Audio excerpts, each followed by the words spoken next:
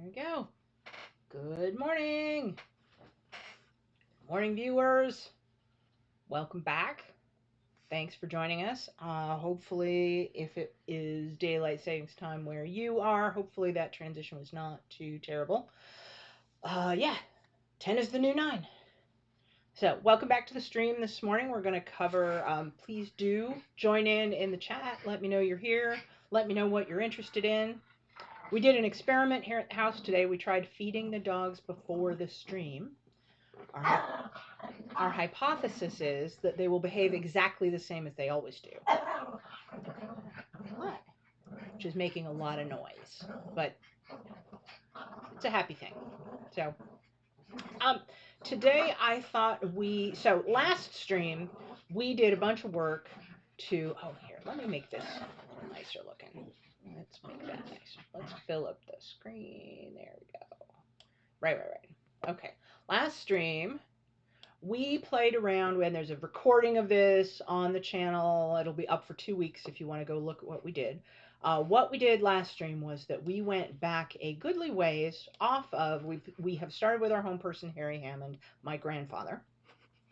And going off of Harry's paternal grandmother, we found a book written about the Shumway family that took us, actually, let me show you the pedigree view for this person.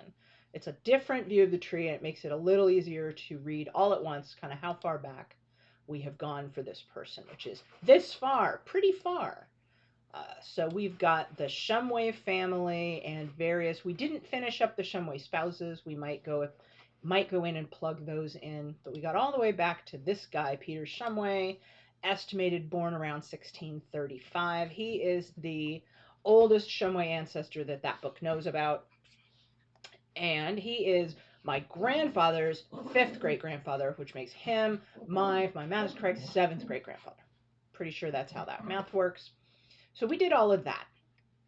And we did a thing that frequently happens to me when I'm working on researching a tree, which is we found a ton of stuff, and we just did not have time all in one sitting to enter all the data for all that person. And as frequently happens in real life, I've now gone away and done other things, and I've come back and I've got to figure out, okay, well, where am I? And what should I pick back up on? And what should I pick back up and work on? And I see a couple of things, a couple of loose ends that I would like to tie up from the last session, and then I thought we could get into kind of back to fundamentals and make sure that as we're going, it's real easy to build out one long branch of a tree and then go build out another one because you find another exciting source and leave a lot of gaps in the middle or leave a lot of things unfinished. So I want to work on, what I think I want to do is I want to make sure that did we have any information about the spouses of the 2 Peter Shumways, just who they were. We're not tracing any of them back right now. We just want to know if we know who they were.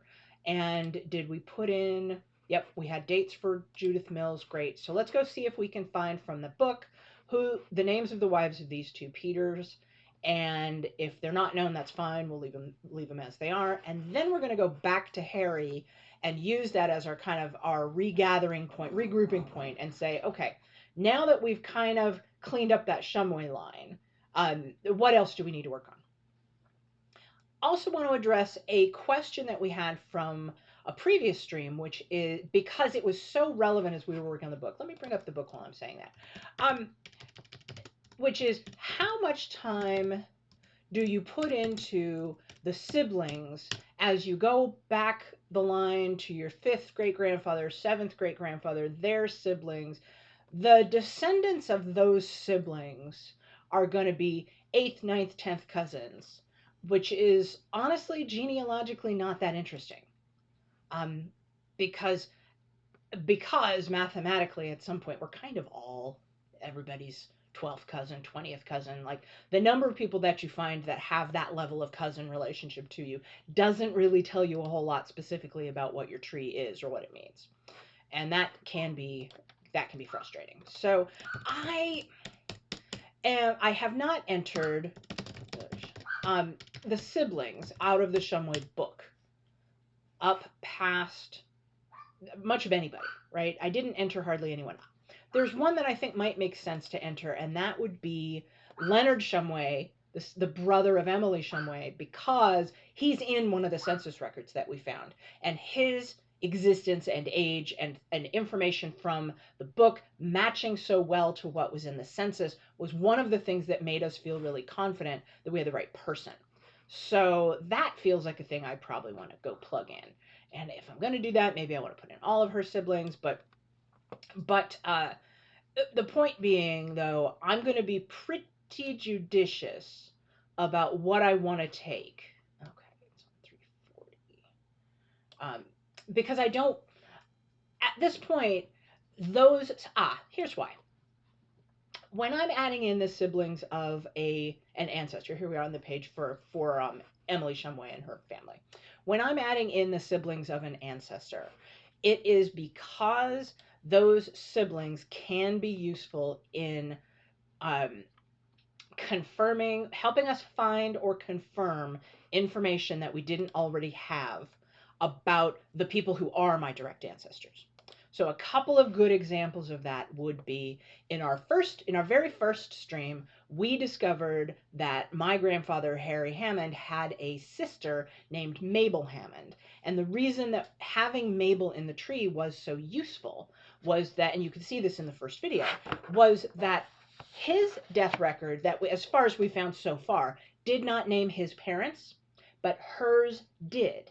And that's a really common scenario. So if you have your ancestor and you don't have a good record of who their parents were, but you can demonstrate from other records who your ancestors' siblings were and their records, you got a marriage record that names who the parents of the bride and groom were, or you have a death record that gives the mother's maiden name, or it's a younger sibling and they're in this house in the census longer than the older siblings were, you can tie together a bunch more records using siblings that you might not have with just your own ancestors. So it can give you a much better quality of information. This is why I find it interesting. Now, I bring that up with respect to this book because I was thinking about it between last stream and this stream. I made a comment about how I would maybe come back in and do that cooking show trick where I would add all the siblings in and the cake would be baked and I'd come back to stream and I'd say, look, here they all are. And I'll be honest, super boring. Part of the reason it's super boring is I already have done that. I have a tree with all these people in it. That's in my good tree, right? This is in my stream tree. Did I really want to spend my downtime between streams hand typing all of these people in? And my answer is I really don't want to do that. So I thought about, well, how do we talk about that decision? The thing is, because we have, isn't that great? Oh no, it gets so much better. The names. Anson Shumway is a great name, but I am here to tell you we are going to find some chef's kiss names in this tree. We might do that today. We might get to that today. It's very exciting. But entering all the siblings on the Shumway line is not going to help me find all the parents because I've already found all the parents. They are in here already, which means that adding in all of these siblings is not necessarily going to tell me anything I don't already know.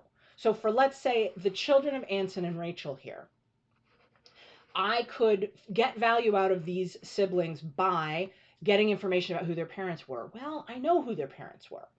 The other thing I might get is if they're closer in generation to me, I might find out who their children are and get cousins that I can use to do DNA matches. These folks are pretty far back from me, less useful. Not bad, but less useful. There's one thing I'm thinking of that could come out of this that could be useful, and that is, as these parents aged, you notice that we don't have a death date for Rachel Russell. We don't have anything. We don't have a birth or death date for their mother, Rachel Russell. And in theory, I think this ends up being where some of that information comes from, actually. Rachel and Anson, as they age in these generations, are really likely to move in with the family of one of their adult children. And that won't necessarily be the family of the adult child that I'm descended from. It's likely to be another one of the siblings is going to take in aging mom or aging dad, and that person will live in their household.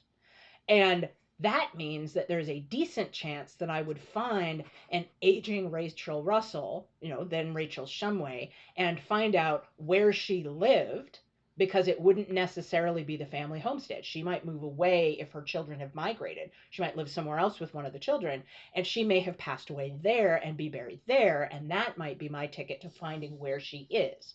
And with the age of these folks, it's possible that I might find her in the 1850 census or later, which is where I would find her listed by name. If we get before the 1850 census, like with Anson, we know that he passed away in 1847. That means, fortunately for us, he, of course, is head of household. He's going to be named in the census, but none of his children and his spouse are going to be named in the census records until 1850. But if Rachel survived him and went on to live with either by herself or with one of the children, she may show up as Rachel Shumway in the US Census. This assumes that she doesn't remarry, and then all bets are off because we don't know what her name was. But again, if she's living with one of these known children, we may be able to tie that individual back. So that is a potential good reason to go plug in. And of course, to do that, if we don't know where she went, we're going to plug in all of the siblings to see, is any of them connected to Rachel after Anson's death. I am not going to make you watch me hand type all of that stuff in the stream today. That is a super boring stream, but it's just some guidance to think about how you think about how much to enter. Because in theory, if you enter all the information that you find and you chase out all of the leads of all of the people and all of the marriages and the non-genetically related family that you might add because of data, in theory, you end up with WikiTree, which is the shared tree of the entire, it's meant to be the entire human family. You probably don't want the job of maintaining all of those records yourself in your tree. So we're going to come back in here because do we want to add these children? Probably, but I'm not going to do it today. This is the children of Emily and, here, Spubert is one of the great names in my family tree, Emily and Honeywell. Honeywell Hammond, my second great grandfather. Yes, there is a reason that genealogy and history and archives and those practices are very closely related. A lot of genealogists are also librarians, archivists, historians. And if you want to go scholarly study of genealogy, you are probably studying history. The methods are very, very similar. Yes, I know, right? And the way his name is butchered and misspelled in some of those records. But we'll get back, and there's names there's one that I still can't pronounce. I'm gonna give it my best guess for the stream, but we'll find more names back there that are really fun. The Hammond family was creative as heck with names. Anybody got any guesses in the chat as to why something like Honeywell would be a first name? Where do you suppose that might have come from? I will type things in while you are thinking about the answer to that question. We're going to go wanted to enter Leonard. I'm not going to enter the other siblings, but I did want to plug in Leonard. 1809 to 1872 is her brother. So I want to go to Emily. I'm going to add a brother, add relative brother. We're going to go Leonard Montreville. The book said that's his middle name. I don't know how they knew. What did I say? 1809 to 1872. What it said. Let's double check. That is indeed what it said. I can add more precision if I want, but at the moment that's not helping me any. I'm just going to plug him in, and that's good enough. That is going to be enough information for me to link him to... Uh-oh. Oh, Nightbot got mad at you. Hang on. No. Let's see. That is enough information on Leonard for me to... Those are automod settings, my friend. You can help me set them up later this week if you want, if we need to tweak them. Okay. What we wanted to do is we wanted to go to the 1870 census, and we wanted to connect that census record, which we found, I believe this was in the first or second stream maybe? First stream. Leonard here, we wanted to have Leonard be connected to the tree because that was what was going to tell us that he's not just a random boarder, because this family had some random boarders in their household as well. But in fact, he is a resident in the household, but also a member of the family. So we want to go ahead and save him in there.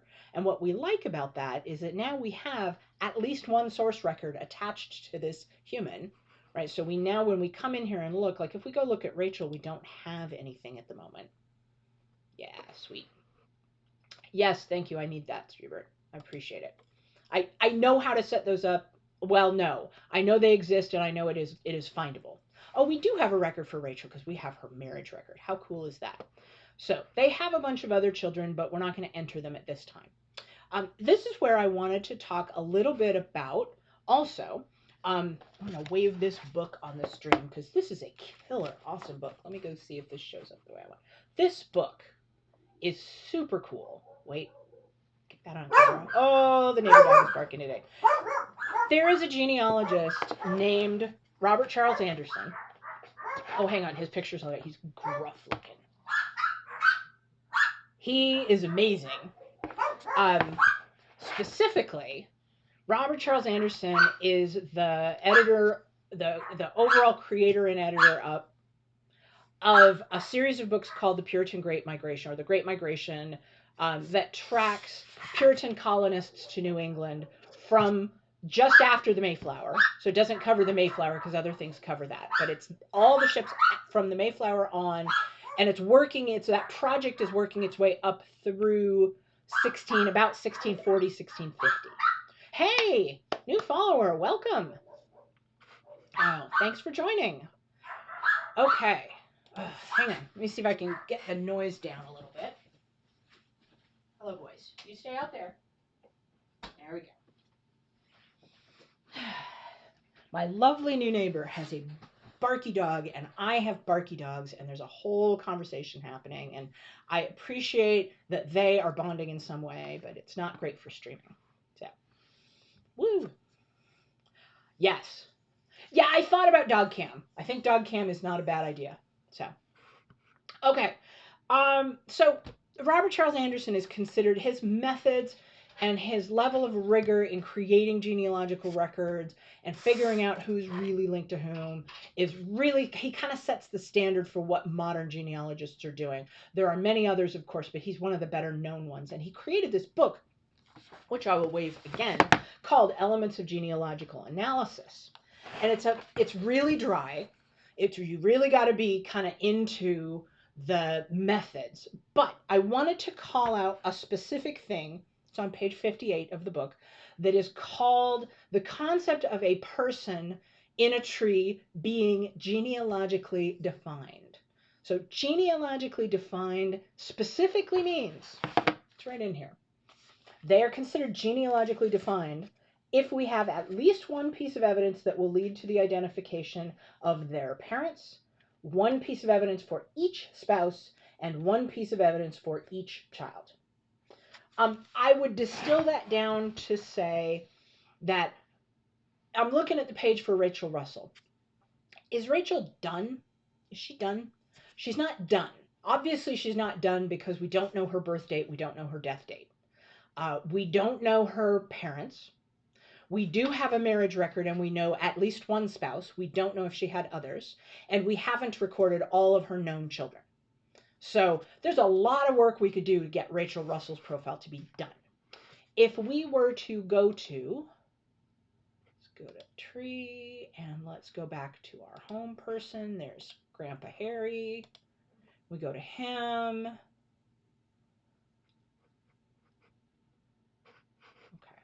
And with Harry, we're also not done. We also have kind of a lot, but we have a different slice of information about him that is getting us to done, which is we do have a guess as to his birth date. We have his death date, which is recorded. The reason why I say guess as to his birth date is because he lied about his death date or his birth date. He lied about his age a lot. So we have a number of competing theories as to what his birth date was.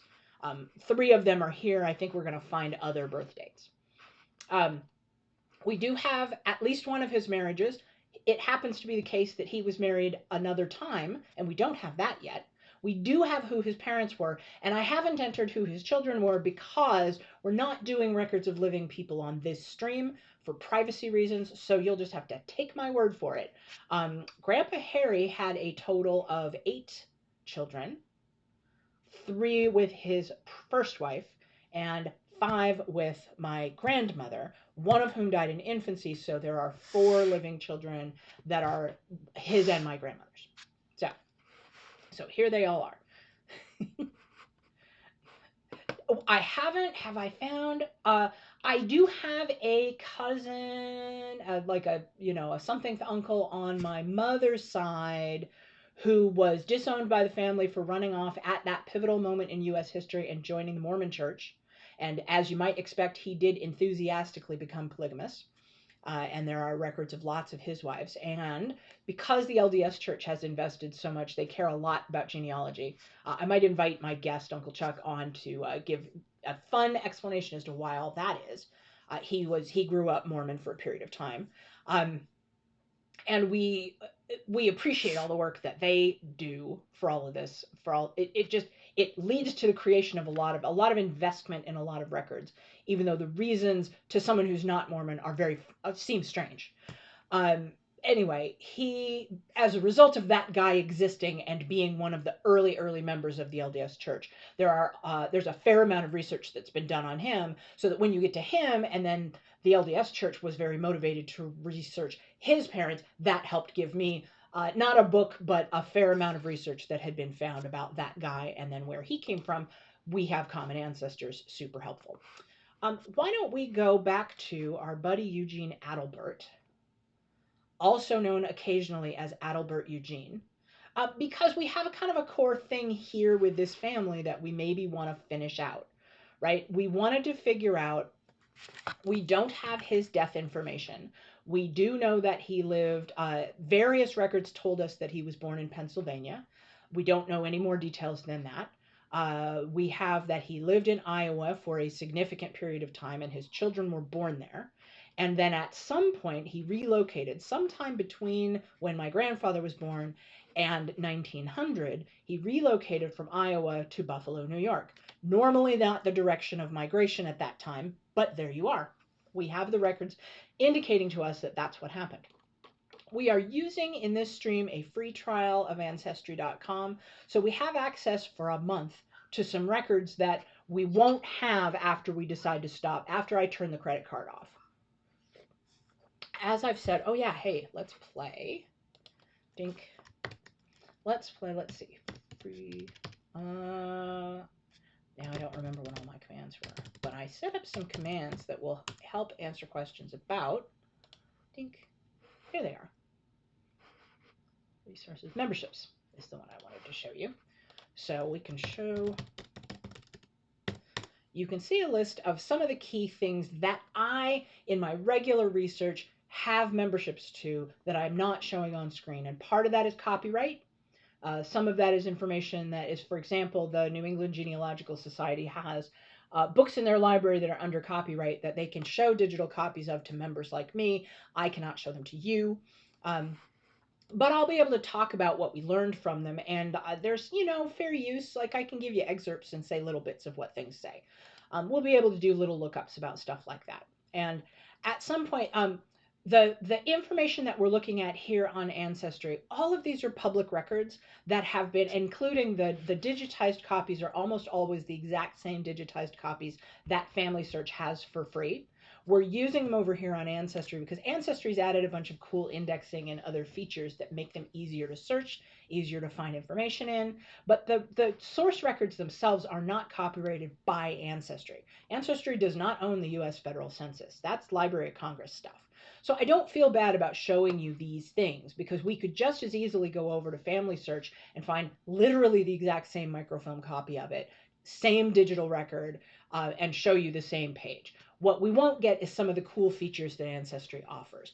I am hoping that by the time the free trial membership runs out, that I'll have permission from Ancestry to use more of their resources. If that happens, I'll be able to show you a lot more of what you get for a paid membership. But I do want to make sure as we're going through and streaming that anybody who's watching who might be wanting to learn how to do this understands how very, very many resources there are that are free, that are available to you without having to spend a lot of money. I do this because it is my primary hobby. So, and I am able to have a job where I can afford to put some of that into this hobby because I love it. If you are doing it as more casual research to learn more about your family, do not be afraid that you have to spend a lot of money to get that done. Uh, it really is when you start to get into there are certain kinds of things it helps to have a paid membership to find, but there is a lot out there without having to rely on other people's shady cut and pasted research either. But to really research sources, there are a lot of things. There's a lot of different ways you can do that without spending a ton of money. Anyway, so here we are at Ancestry. We're going to see if we can use Ancestry's hints to flesh out Grandpa Eugene here. It says father because he's the father of Harry Hammond. He's my great-grandfather. There we go. And let's see what we have. When I first started doing this research, I didn't have Eugene Hammond's death date. And the reason for that is that at the time, the New York State death records had not yet been brought online. This is where I want to give a little shout out to a project called Reclaim the Records. You can find them. I found them on Twitter. I think they are elsewhere. It is a group of genealogists and historians that have been, and God love them, they've been suing places like New York State and Ancestry to make sure that these records, which are public, that were, the creation of these records was paid for with tax money by these people in these states, and they're meant to be public records, are not hidden away and are not hidden behind paywalls. They want to make sure that all of these records can be available to the public without having to pay a private company for access to them. As a result of Reclaim the Records work, a lot of things that New York State was keeping completely closed and was not making available to anybody, including private, and then they were in these shady negotiations with private companies to put them online for money. Reclaim the Records went to court and forced a lot of these records to be made public because they were publicly created. Big shout out to them. It is a huge help for historians. There's a lot of stuff going on in New York State with like adoptees trying to get records open to find their families and stuff. We're not going to cover that on this stream, but here we are covering at least we become the beneficiaries, because I watched that saga go by on Twitter, and then like 3 months later, this record popped up as a hint in Ancestry. So they have it, but they're not the only ones who have it. They don't have exclusive rights to this death index. So I'm really happy for that work because it allowed me to get something I did not have, which was this record for Eugene Hammond. Let's talk a little bit about what I was doing before that record became available. We'll go to, let's see, New York State Death Records. Basic Google stuff. So, spending a lot of time in Google, by the way. How to find New York. Oh, and this is a lovely, huge set of resources that I haven't even begun to really dig into all of what Family Search's wiki has. But Family Search has this beautiful wiki. Those of you who've spent any time on Wikipedia will recognize the format is very similar. It's using the same code underneath. And it is just about any genealogical topic that you could Google for just about any part of the world, anywhere. There will be some kind of wiki page there that must have been just created by regular people. Blows me away. Varying degrees of thoroughness, but man, you can get some really rich stuff if you hit something that other people frequently use. And you can find here, in here information about, in this case, we're looking for how do we find New York State death records. We're looking for a time period. It says it really depends on the time period. Well, we don't know. We really have no idea what Eugene's death date was. However, we know that we had him. Let's go make sure we have the latest census. Aha. Okay. We hadn't finished adding all the census records. We had 1900, you will recall, and we had some Iowa. Let's take the latest census record we can find is in the hints, it's 1920. And so let's go take a look at 1920. Do we think this is the same guy? We do, because he's Eugene. He's married to Ella. He was in Ward 3 before. Now he's in Ward 2. Okay, people move around. He's married to Ella. It says his birthplace it's giving us is New York, which is not what we had. We had Pennsylvania. Those two states border each other. And then we had, his father's birthplace is New York. His birthplace is Pennsylvania. I'm good with that. We think Honeywell was born in Vermont. This says New York. Those two states also border each other. And then we have Eugene's mother, Emily, born in Vermont. That does match what we have. This is kind of interesting. His occupation, keeper, I believe that means innkeeper, and his industry, he has lodgers. We knew from a previous census that there were unrelated people living in the house who were listed as lodgers. This is telling us lodging, right? Like that's actually, he's doing that for a living. That's kind of cool. Okay. We think this is reasonably likely to be him. The dates match. The age of Ella also matches. That we know they're about a year apart. We feel fine about this being the same person. We're going to go ahead and add this record. So now we know that Eugene was still living in Buffalo as late as 1920. Could he have been living there in 1930? Sure, absolutely, he could have. Let's go take a look at. So what we could do is we could go, yeah, why don't we do this? We're going to go search. We're going to go to this search, and I'll show you what to do when we want to search a specific record rather than starting from the person. I want to say, I want to know if this guy is in the 1930 census. So I'm going to go to the search. I chose off of their menu, census and voter lists. I'm going to go to the federal census. And then I'm going to scroll down. And some of these, by the way, are free for everybody, which is very nice. So 1940 being free is heckin' useful when you are looking for people that are in your family's recent memory. You can get a lot. I'm a big fan of the 1940 census. 1880 is pretty good. I'm a big fan of 1900, which is not free. And then the slave schedules, I think we're going to devote a whole series of streams to dealing with records about slaveholding families. In my Hammond side of the family, I don't have any Civil War era slave owners as far as I know. We do have colonial era slave owners. It's easy to forget that the North had slaves prior to a certain point, but they did. I do have records of some colonial era slave owners, not very many. I think that includes the Hammond family, but not very many. My grandmother's family on that side, Edward Crossland Smith, who's in this tree, her family goes back into the American South and absolutely includes some very prominent slaveholders. So we'll have, when we get to that branch of the tree, we'll be able to talk a lot about researching your family who enslaved people, many feelings about that. And also, I think it'll be worthwhile to do some conversation about how you as a, I as a white genealogist am trying to figure out how can I use my skills to help African American people find their family when slave records, the records of enslaved people are so difficult to search. What can I do to make that more useful? There are some very cool projects online that are dedicated to trying to make those records more available and to kind of see what we can do to document the humanity of the people who were enslaved by my ancestors. Not my favorite thing. So we'll do that. Sorry, that was a digression off of the fact that the slave schedules are here. We will look at them at some point, but we won't run into them for the Hammonds. We won't run into them for the people on the Hammond tree, as far as I know. So we are now in this search screen here would have us searching the entire federal census collection, all of those years, which we could absolutely do. Why don't we see what we get when we do that? And here's a neat thing that Ancestry does. Again, they have a lot of features that are just dedicated to kind of throwing things at you and trying to make things easier. If I start typing his name, it's going to offer me to autocomplete with the guy from my tree. And it's going to plug in some of the information that is known about him, including the family members. And remember from previous streams that family groups from one census to another are a really good way of making sure that you're looking at the same person, because it's very common for people to have the same name as each other.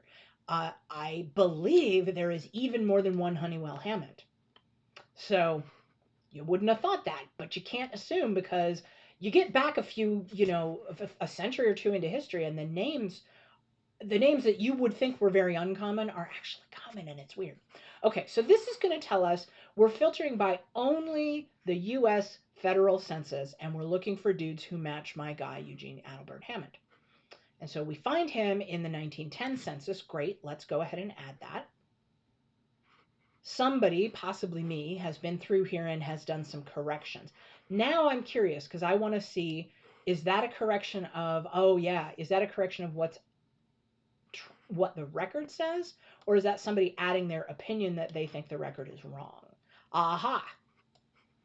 Yeah. Okay. Here we go. See, fun with handwriting. The original person who transcribed this record, let me show you what it says in the index. Here, we looked at index before. The original transcriber of this record thought that this said 53. They recorded that as 53. Given what we know, it is more likely that that actually says 55, because that's how old he actually would have been. That would have been correct. So we think the transcription there is wrong, and then because of that, the birth date is off. It's only off by 2 years. It's not the end of the world, right? We could look just above this and see that this census takers 3 looks like that. That doesn't, it's not super definitive, right? They might have had one of those, their hand twitched or something. But we think it's more likely that it says 55. And if we're super pedantic, and we are, then we might correct that to say, hey, this was wrongly transcribed and it should be a 55. Someone has already done that. We saw that on the page right prior to this. So these things in brackets mean that is a correction that somebody entered. It is an alternate value that was entered for this record. And that alternate value causes it to match up perfectly with the date of birth that we believe we have for Eugene Adelbert Hammond, right? So that's that. I would caution, as with all crowdsourced things, sometimes crowdsourced stuff is garbage. So sometimes those corrections are in there that get added by other people are not actually supported by what the record itself says. And that means that there's perfectly likely that it could be wrong. Interesting stuff here. In this census, remember in 1920, he's listed as an innkeeper and has lodgers. Here he is listed as a salesman of dry goods. Fine, great, right? He's getting older. Maybe he retires. Maybe he did both. We don't know. Anyway, we're going to go ahead and save this record. He's in there with Ella H. Hammond. We know that that matches all the way down to the middle initial. I still don't know what that H stands for. And we know that they are in Buffalo. And in this case, they're still in Ward 3. There was a thing I skipped past that for this family I thought was also interesting, which is if you dig into the census record itself, some years the census will actually give you the address, the street and house number that they lived. In cities, obviously, that's really interesting. I have, in fact, captured all of the addresses that we had them living at in Buffalo. They moved to a couple of different places. And the addresses, then you can go look them up on Google Maps and see if those buildings are still there. It's pretty cool. In Buffalo, they are not. Those buildings have come down and have been replaced by other buildings or parks or something. So we now have Eugene Hammond in 1900, 1905, 1910, 1920. Here's another thing we could do. We could go look at the New York State Census collection. Let me see if I can find that. I know it exists. Don't give me that. Thank you. Okay. 1900 censuses. The amount of stuff that Ancestry has, it is mind-boggling. We're going to have to, we can go to USA. Because I think it is the case that New York has another state census. And the New York State Census, yeah, sure enough, the New York State Census was really useful to us in finding out things about Eugene and Harry and Eugene and Ella's family originally. So we had him in the 1905 census. I would expect that we might find him in 1915, 1925. Let's go look. I was going to say, did they have, 1925, right? So we have him in the 1920 census. Do we suppose he's in 1925? So, a couple different ways we can go about that. Let's start with 1925 and just see if he's in there. And if we don't find him, that won't prove that he's not in there. It'll just prove that the indexing didn't find him. But let's see if the indexing finds him. Oh, look. Well, heck, there he is. And then this is interesting. Another Eugene Hammond exists in the state of New York, but in the city of New York, and we have no evidence that my ancestor had anything to do with New York City. So, but look here, we got 1855, USA, sure fine, Ward 2, and I don't see Ella. Okay, So that's interesting. But I do see, if we go in and look at the record, rumors. At this point, we have it fairly well established that he's running a lodging house. And I feel very comfortable saying this is Eugene Hammond running a lodging house. I'm cool with that. And the birth date matches. I feel pretty comfortable saying that that's going to go together. It was fascinating. I was looking in the book, and it reminded me that the thing that I love how like historian brains work. It said that the standard, when you're thinking about a standard of evidence, you are thinking about what proof are you using to show that the person documented in this record is the same as the person documented in this other record.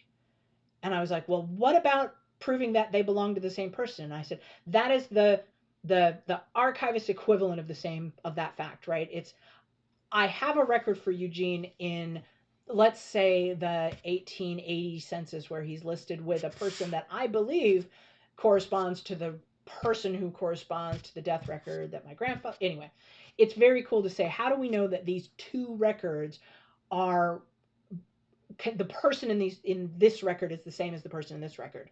Means, how do we know that these two records belong to the same person?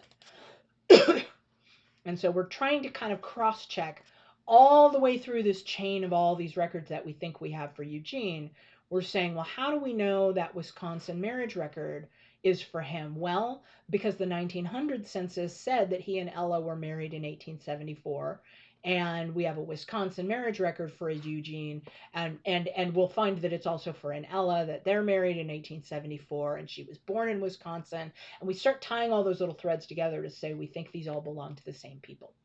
So we've now found Eugene as late as 1925 in the New York Census. Why do we care? One of the things we're trying to do is we're trying to see here, this New York Death Index record. If I go to this, because it's a death index, get rid of some of these tabs here. If I go to this record, my challenge here is,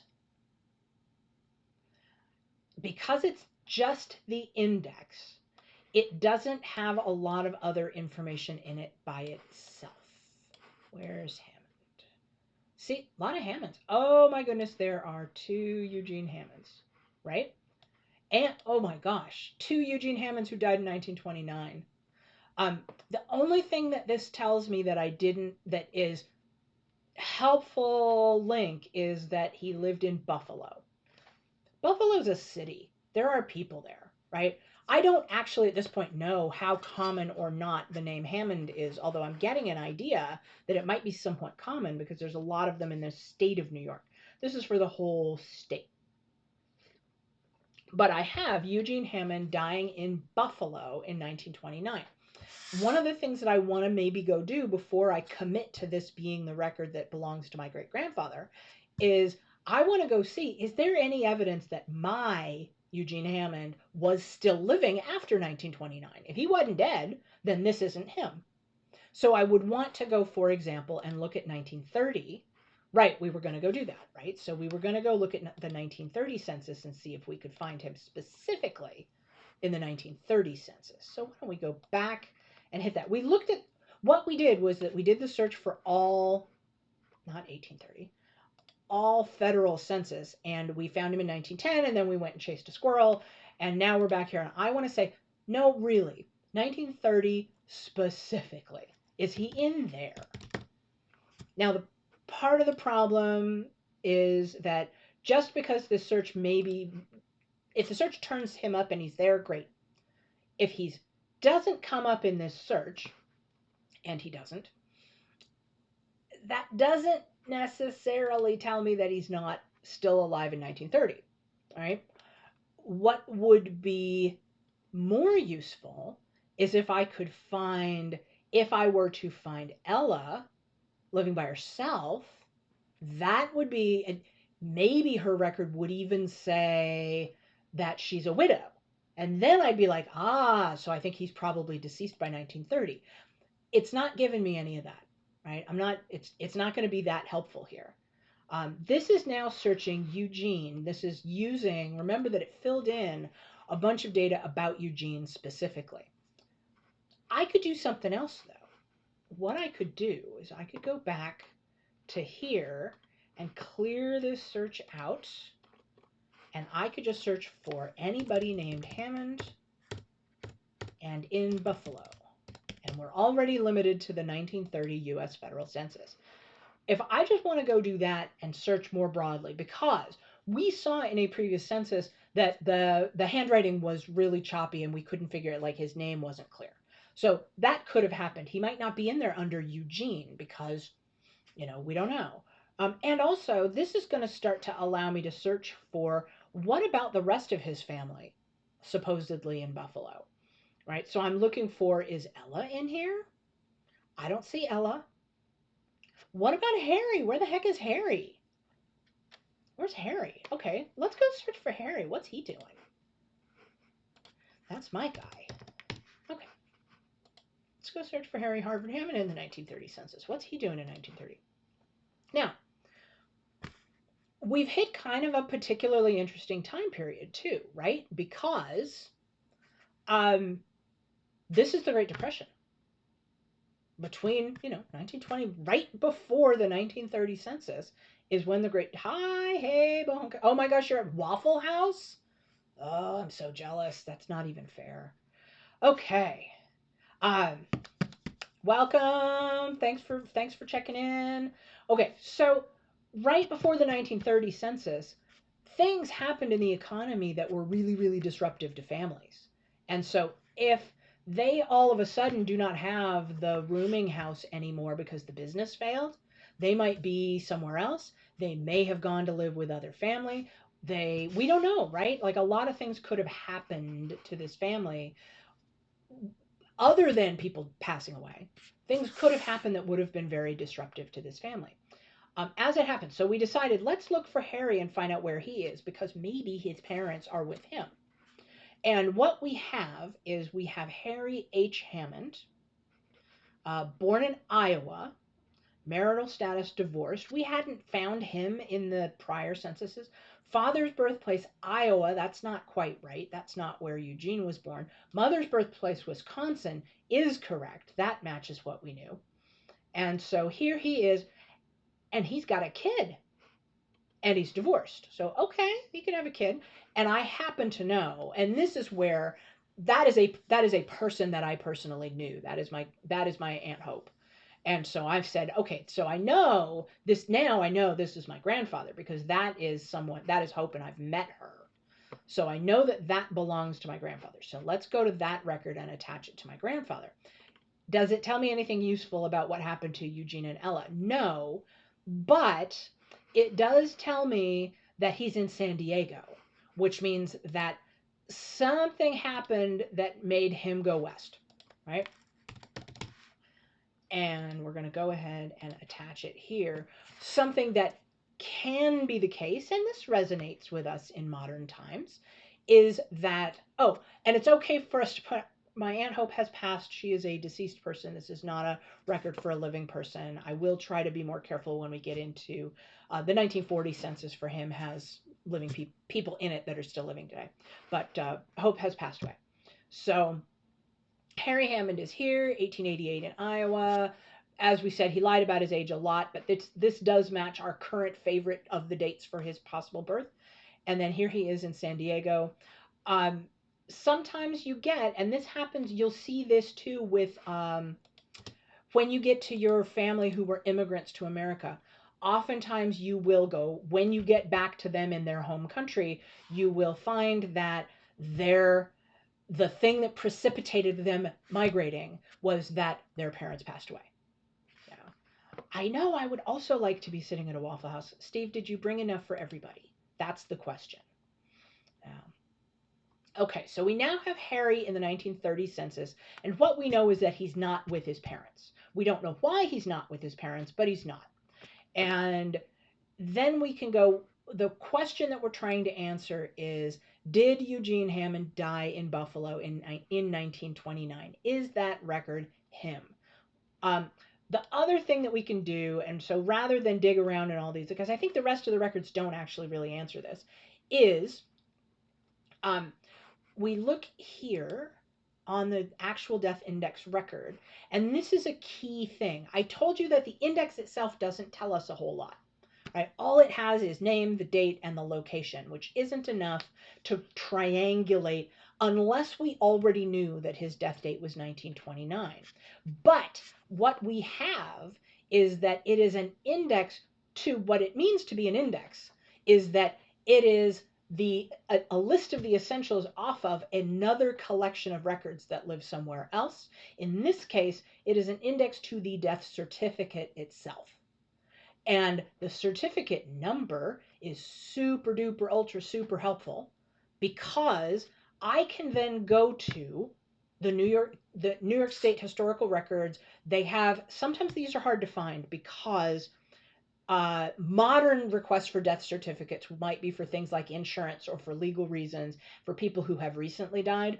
Requesting death certificates for genealogical research and further back is oftentimes a completely different process. It is not necessarily free, but it's usually a fairly nominal lookup fee. And the more precisely you know exactly what data you are requesting, the faster and easier and usually cheaper it is to do the lookup. So in this case, I know that I could contact the state of New York and request a copy of certificate number 1442 and get that exact certificate. I don't know yet whether that certificate is going to be for my ancestor, but I can get a copy of it for $20 and see if anything else on the certificate matches anything that I know about Eugene. I will skip ahead and tell you that before this record was online, I found that I had the state of New York do a record search because I knew that Eugene was in 1925 but not 1930. And so I had them do a record search for a death certificate between 25 and 35, I think. It was over a death, and I sent them 20 or 30 or $40, and they found it and sent it to me. And indeed, it was this guy. So here he is. And I have his death certificate. And if I had known I was going to get to this point today, I would have gone and found the paper copy. I have it. It's in the other room. Maybe I'll take, we're at the top of the hour. I might take a 5-minute break and go find it so I can wave it at you. Notice that since I've added this here, you can go, let's see where this goes. I assume that's going to open up another page. Good, it opens up in a new tab. And then here we have, I think, all of this. There's New York State's standards for what you can order are still a little tight. I believe, there we go, genealogy records and resources is what we want. We go here, and they have some time periods that are designed to protect the privacy of people who are still living or recently deceased. And so you can do death certificates after 50 years, birth certificates if the person on the birth certificate, you can prove that they're deceased. And anyway, these rules have changed since the time that I ordered mine. I had to prove, I had to demonstrate that I was a direct descendant of the person that I was asking for the record for and fill out this application and mail it in. And I actually did two. I did one for Eugene and one for Ella. And I got a certificate for Eugene, and we did not get a certificate for Ella. They said, nope, we can't find. And these are the fees. It's how wide of a period do they want to search, because they have archivists that are actually going through by hand looking for the records, trying to find them. So that's the process for New York State. I frequently refer to New York State as the place where my genealogy dreams go to die, because it can be really, really, really difficult to find records in New York. But over the last 5 or 10 years, it has gotten increasingly easier, and I've had some massive finds in the state of New York that have been really exciting. So that was how I originally got Eugene Hammond's death certificate. I do have it, and so therefore I know that the 12th of January 29 is correct. I found enough information on his death certificate to know that it was the right guy. That's my great-great-grandfather, my great-grandfather. And so we're going to go ahead and add this record to the tree. And as we come back to Eugene, we now start to have something a lot closer to genealogically defined for Eugene, because we have his birth, his detailed birth was listed in the Shumway book. We had the day of his birth. I was going to go back and add that. They say March 6th, 1855. They don't tell us how they knew, but in all likelihood, it was from asking members of the family. So they were most likely got that information from someone who was living at the time and knows. He was living at the time that book was written. It is possible they asked him. I don't think so, but it's possible. So we now have his birth date, March 6, 1855. Most sources agree that he was born in Pennsylvania. We don't know exactly where, but pretty close. We now have his exact date of death and location. He was died in Buffalo. And we have the names of his parents. We have that supported by evidence because they were living with him in the 1860 and 1870 census. In the 70 and 80? Anyway, in a couple of these censuses. Is it this one? Yes, he's living with them as a child in this household. This is his father, Honeywell. That's his mother, Emily. That's Emily's brother, Leonard. That's Eugene. We know that that guy is my great-grandfather. In 1880, he is living again in the household of Honeywell. This time the census taker said, I don't know, and just put H. Honeywell and Emily. There's Eugene. There's his wife, Ella. And their first three children are Irving, Cora, and Charlie. So we have those children. And then in 1900, we have, where do we go? If we go to, yes, 1885 is the next record we have for him because it is an Iowa state census. And in that record, we have him living, is it going to give me the whole household on this one? Yes, with Canewell? Sure, handwriting. Ellie, we think that's Emily. EA, which is Eugene Adelbert, his wife Ella, their son Irving. Same as that other record, right? Irving, Cora, and Charlie. Except what happened to Cora and Charlie? We don't know that yet. And then we have in 1900, it's a good time to mention that the 1890 U.S. Census existed once. It doesn't anymore. It was lost. I've seen a couple of different. The story is well known, and I don't remember exactly what it was, but it is something along the lines of. I've heard it said that there was a fire. I don't think it was a fire. I read the story that I read was that some poor schmuck at the Library of Congress didn't realize that they were holding the actual original only copy. They thought it was a duplicate and threw it away. I don't know if that's true or not. It's gone. The point is it's gone. It's dead. And that causes us an ugly little gulf that can be very difficult to fill in if you don't have other records between, because a lot can happen with, especially with children, between 1880 and 1900, right? Kids all move out. They all go get married. They set up other households. If you had that 10 years in between, you'd have a chance of catching more of them. It can be really hard to bridge that gap. Also very difficult if you had immigrants who, my goodness, a lot of immigrants started coming to the United States at that time. If your immigrant family's arrival falls in this window, that can also be really difficult to deal with. A lot of Irish immigrant records fall in this space, and that's it causes some gulfs that are tough to work with. In our case, we get lucky with the Hammond family because during this time period, they live in Iowa.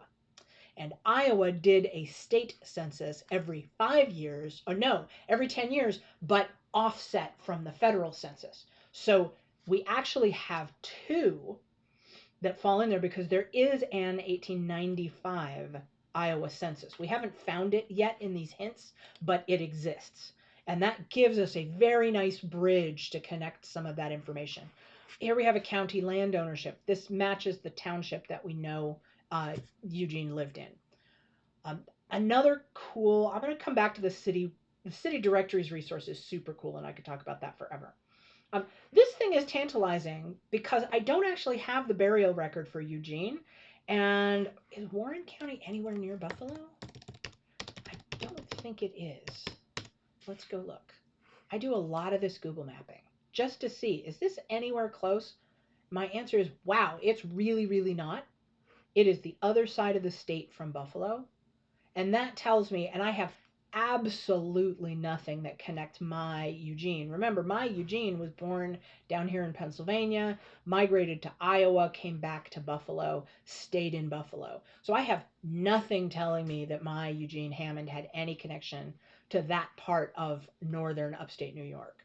So I think that grave marker for Warren, there is no reason on earth that my Eugene Hammond would be buried in Warren County, New York. So I'm going to say that ain't my guy. Of course, the date is close but doesn't match. And remember that we actually saw more than one Eugene Hammond in the state of New York in a couple of our different record searches. So I feel fine about this. This also, Elizabeth Merritt, doesn't match any children that we know from my guy.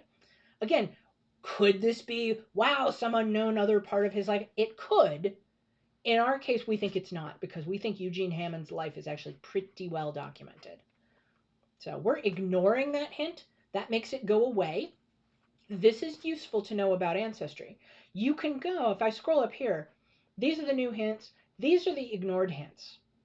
If I learn something later and I say, wait a minute, I didn't think he was in Warren County. What else was in Warren County? I can come back here and go revisit this record at any time if I want. So it's not lost. It's not searchable. I can't just sift through all of my ignored records at any time. It's not easy to find. I would have to remember that it was there and go look for it, but it's there. So it's not strictly lost. Ignore is not lost forever. We have a variety of other records here that we could look at to see, can we piece together more about the life of Eugene? But I'm going to pause on this because our picture of Eugene, this is rounding it out. It's putting in more sources, but those sources for the most part are not telling us information that we don't know. We have a pretty full picture of the life of Eugene Hammond. It is close to be, it's pretty close to being genealogically complete or genealogically defined.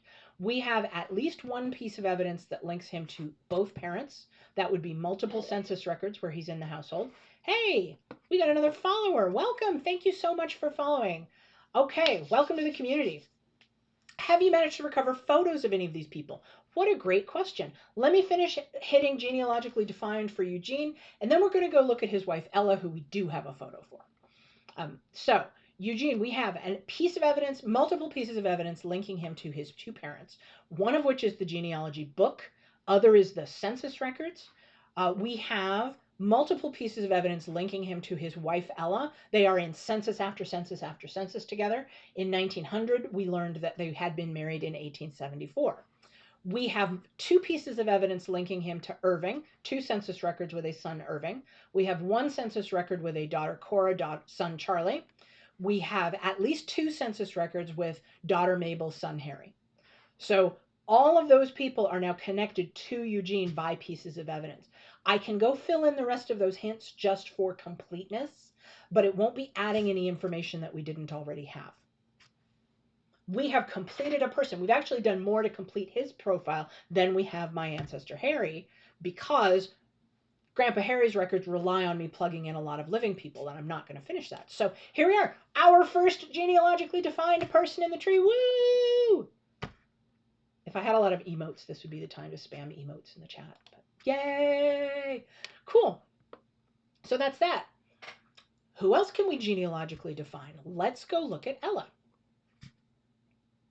So yeah, this is a cool thing about ancestry, is that as you start to run into individuals who may also, somebody else out there might be researching your same ancestor because they are some distant cousin that you did not know about. And boy, we're going to talk about, there's been a couple of key moments in my genealogical journey where meeting a distant cousin we didn't know about unlocked a ton of stuff about a family for us. But with Ella, it happens that this record is not used. So let's see, these are not, yeah, okay, fine.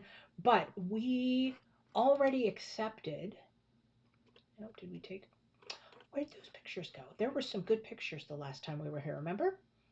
All right, we're going to go look again and see if we can find the picture of Ella, because she is in here. Okay. Interesting. Okay, we're going to ignore this because this picture does not have useful data, although the fact that it exists tells me that somebody else out there is researching, right? This is going to say, who is the Ancestry user that submitted this information? And most likely there's a reason they submitted the information, right? Like, why are they researching Ella Wilcox? They seem to think that she's got a different name than what I have for her. I wonder why they think that. How do they know that this was her death date? This is where I pause and kind of my thinking forks in a couple different ways. Yes, hype, thanks. Oh, hey, one is Ella is recent enough that this may actually be a descendant who knew somebody who knew her, right? So this is stuff that could have been handed down. In my case, on my side, my grandpa Harry did not share any information about his parents, but we don't know that his siblings didn't share information with their descendants. So it may very well be that there is somebody out there who has information about Ella from her descendants. So there is a possibility, especially when you get into, if you get into stuff that's really, really specific, you can say, this person seems like they know stuff. I wonder how they know. And I'm definitely going to be interested in reaching out to people like that and asking them, where do you get that information from? I'm going to come back and look at this in a second because I mentioned this on a previous stream and it's super exciting.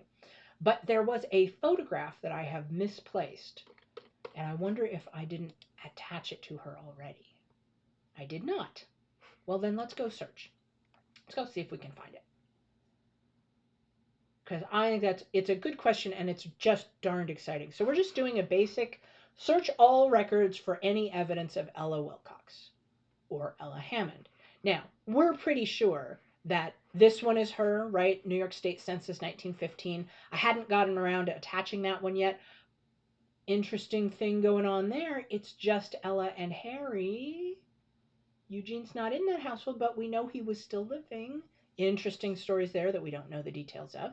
And then we have Iowa here. We think this is going to be Ella. This is the 1885, same census, 1885 there. So that's going to be her. We can come back and attach that. It doesn't tell us anything we didn't already know. Aha! Here's the 1895 census that we wanted, right? I mentioned that that existed. It hadn't come up yet for Eugene, but there's Ella. Let me open that in a new tab and we will take a look at. Somewhat annoying about this is an index where they haven't grouped people by household, and there's no page for me to go look at and see who is she listed alongside. So we don't necessarily know that this is her, except it's her, because there aren't very many other Hammonds in that part of Iowa at that time, which I only know because I've searched that area so much. I want to go find the photos. Where are the photos? Pictures. Let's go find pictures. Give me pictures. You'll get a fair amount of this. You will get private. I swear. And then that's not her. That's a different Ella Hammond. Oh, it's a different Ella H. Hammond. That's really annoying. Huh. Well, now that picture that we saw on the first stream is not coming up for me, and I don't know what I did to cause that to happen. I wonder if it's because I changed the family tree settings. So we're not getting there. There does exist a picture, and I'm going to make it happen. Let's go look at family trees, and we'll see if we can find her, because it's in there. Twink. View family trees. So this is her, right? Enough of this data matches. So I'm moving really fast because I'm looking for a thing. When we look at, I avoid looking at other people's trees unless I am looking for a specific thing. In this case, I am looking for a specific thing, which is which of these trees has the pictures in it. And some of those are going to be private trees. That one is one of my trees. I wonder if it's in my tree. You can see that from some of these other trees, we are getting some hints as to her parents' names. That's starting to give us a direction to look in. No, we do have, oh, did I attach it to Harry? Good question. Good question, me. Did I do that? Or was it in here? Might have been in here. Boom, there it is. That's where we found it. That is the photo. And that does, in fact, come from, isn't this amazing? This comes from one of my cousins that I found, and I want to add to that. Oh, it's so great. This is a picture of Ella. That's her there. And this is my grandfather, Harry. That is his sister, Mabel. That's his brother, Irving. Remember all of those names from the census? And then Irving married a woman named Vera, and they had a daughter. Oh, no, Irving married, what is her name?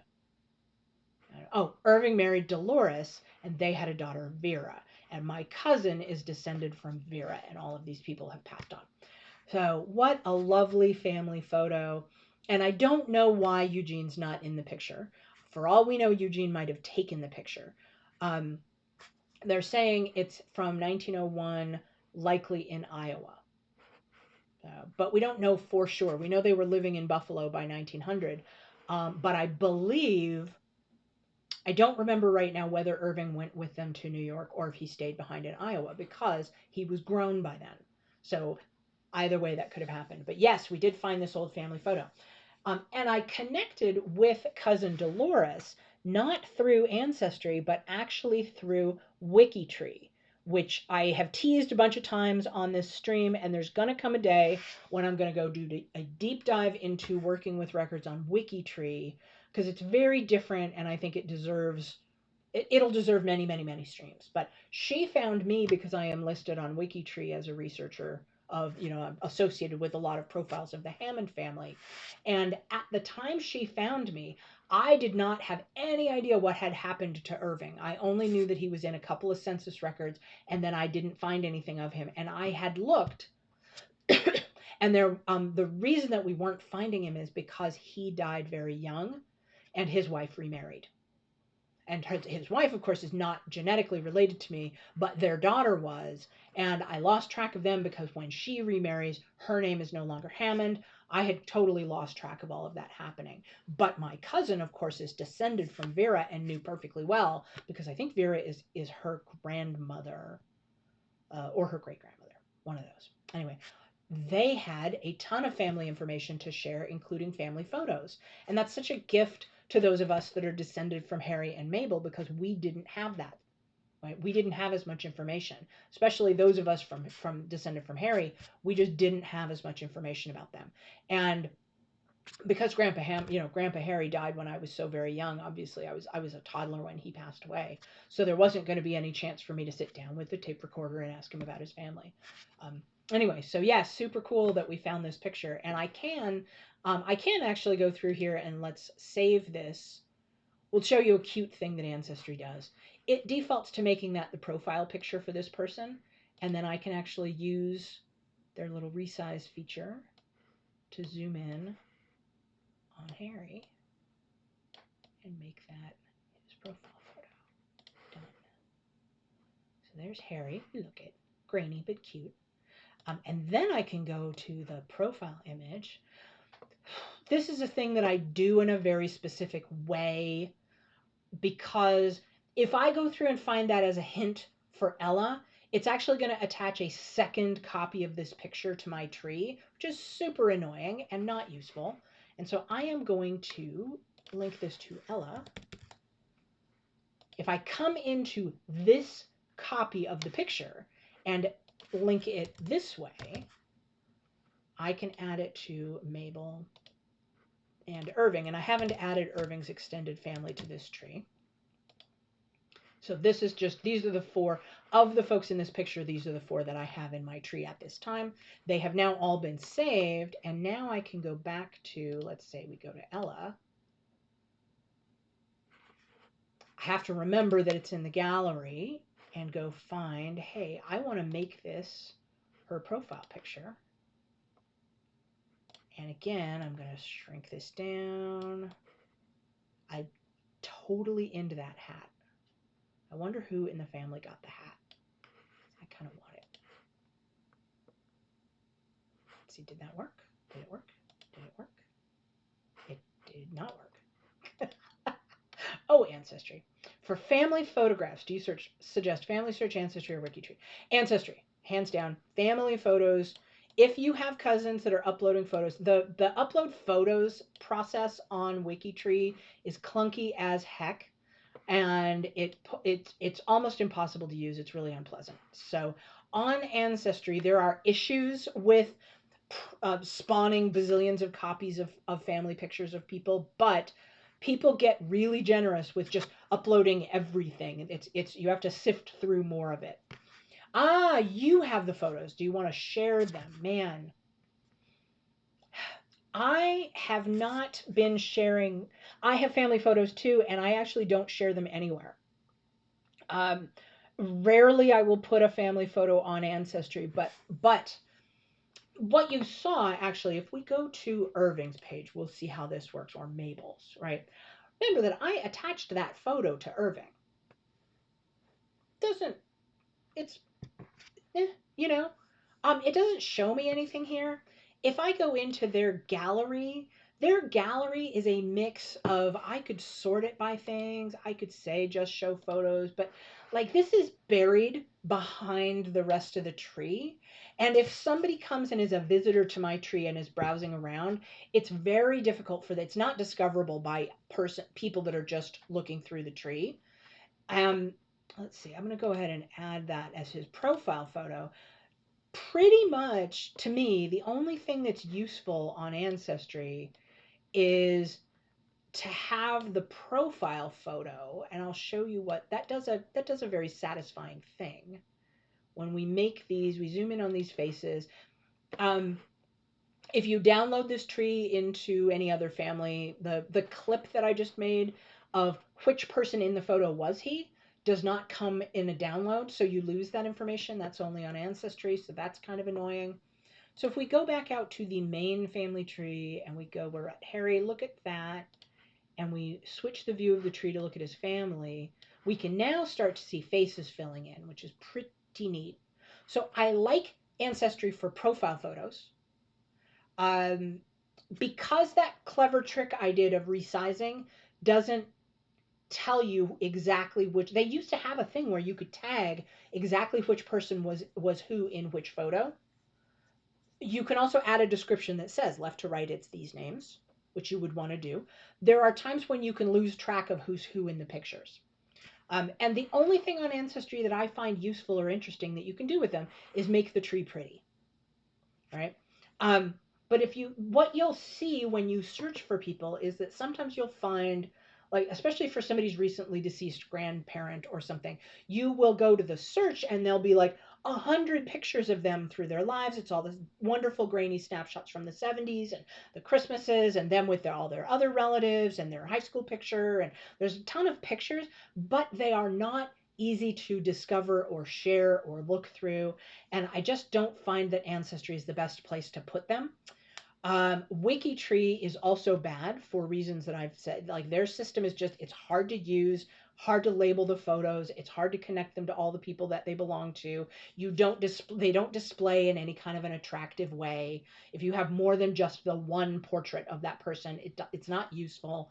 And I have not tried Family Search at all.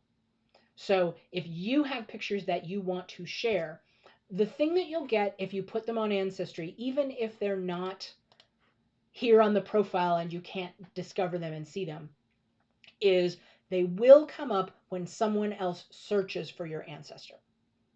And so we could go and get, as we did here with Ella, we got all of these, it'll be mixed in with photos of documents, it'll be mixed in with PDFs and other documents that go along with them and all the other sources. But for sometimes when you go and add a person, especially like I say, someone who's passed away within the last 20 years, especially, and has a grandchild who's actively researching them, you will sometimes get this hint will come up and it'll be 30 pictures. And they'll be really neat and you can browse through them and see them. So if you upload your pictures here, you can be that person, right? You can be the person whose stuff all comes up when one of your cousins is trying to research your shared grandparent. Here's the other thing. I also had that picture from email because I connected with my cousin and she sent it to me before she put it on Ancestry. And then we have here, I mentioned this on my, I think, very first stream. I'm going to do, where's the tool that lets me, no, I can't do that. Okay. I'm going to, if I save it to Ella, can I do that? There's a place in here where you can view, and you can actually turn it, you can rotate it. So let me save it to Ella and see if the view after that allows me to rotate it, because that would be good. Okay, so now notice that I have saved 2 pictures in Ella's gallery, but unless I click on the gallery tab here, I don't know that there's 2 there. And when I click on gallery, I get all the sources and I get pictures interspersed there. If I wanted to filter it down and say only show me photos, I would get that. Right? That feels, I can't imagine very many people on Ancestry are actually doing it that way. So now if I click through to this photo, I have a copy of it now connected to my tree. Can I? Nope. Nope, I can't rotate it. I really want to rotate it. All right, fine. I'm going to open the image in a new tab and see if I can rotate it here. Nope, I would have to download it. But if we all do this at home and look at it sideways, we can see a couple of cool things, which is, now, my cousin here believes that her birth name, that our shared grandparents' birth name was Llewellyn. I don't have any documents that say that, but she probably heard from her grandmother who probably knew. So that becomes more interesting to me. And if we look here again, I'm twisting a little bit here, but Emily Shumway is right here. That is, because Llewellyn Wilcox married Eugene here, Hammond, doesn't say Hammond, but there it is, Irving, Cora, Charlie, Mabel, Harry. Those are the children that we knew about. This talks about who Mabel married, which we knew. We knew that she married Alan McKenna because we had that in her records. There's a bunch of stuff about Alan that's over here. Harry got married and had Hope and Seville, which I knew to be true. Those are my aunts that have passed away. And then he married my grandmother and had more children who are not on this page. But that's me. That's my little branch right there. And then we have Eugene had a sibling named Homer, which was in the Shumway book that we looked at, and Eunice and Morton, and those were all in the Shumway book. We have not added them yet. And then it says Emily Shumway. It says Pennsylvania Dutch and English descent. So far, we've found the English descent.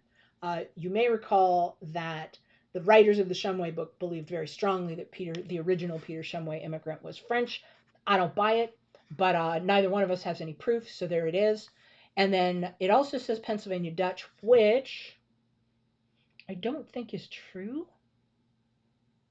but it could be on some branch that we don't know. So, and then we have Honeywell Hammond. They spelled it out, Honeywell, like the thermostats. And then Honeywell, yep, yes, various spellings of English ancestry. And what does that say? Used to run one of the first canal boats on the old Erie Canal. That's pretty cool. We knew from something my grandfather would tell stories relating to the Erie Canal. So pretty cool stuff there. So that tells us that Honeywell probably came from that part of New York State before they went to Iowa, before they came back, right? Because it was Eugene was the one that we found living in, Eugene and Ella were the ones we found living in Buffalo. So we have that connection to upstate. Here's what's cool about this. Clearly, this is either my cousin or my cousin's mother or my cousin's grandmother sat down and talked to a person at some point and drew one of these. I have a cat scratchings of tree my Aunt Pam has that she gave me that came from my grandmother, who wrote down as much as she could remember about her, mostly her family, but a little bit about Grandpa Harry, her husband's family, who he was deceased by that time. But you can capture notes like that, scan them, put them in, and notice how so many of those little touch points matched information that we had from other places.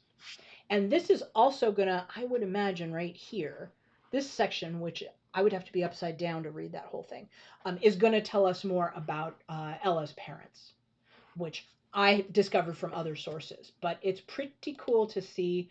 That is how you know that you and the cousin were talking about the same people. Hey, look, here's all the information I found from the census. it matches things that that our living ancestors told us about what they remembered about these people. That really does help to tie it all together. And I love the fact that this handwritten document is a record of that conversation that probably happened decades ago that I wasn't in, right? And the person who was the informant for all of that stuff probably deceased by now, but at least we have a record of where it came from. I didn't check if it was maybe written in the margins, like who was this and what conversation, but you can tell that it came from somewhere. In more organized families, you might have something like a beautiful family Bible, where a family Bible is a specific thing where it's a copy of the Bible, but it has extra pages in the beginning or at the end where you write in a record of the births and deaths of your family. If you can find a family Bible, of course, those are like gold. And oftentimes you will see records have been entered into Ancestry, WikiTree, Family Search that came from somebody who they have the family Bible. I don't have it, but they had it. And nowadays we can start to get pictures of those and upload those. And of course, those are gold. So it doesn't mean everything they wrote was right. Right? There was some information in there that was off a little bit because people's memories are not perfect, but it is still going to it's going to point you to a lot of information about people that you would not have had otherwise. It brought in Marie Hope Hammond and said she might still be living. She is not, so I'm going to go ahead and mark her as deceased. There.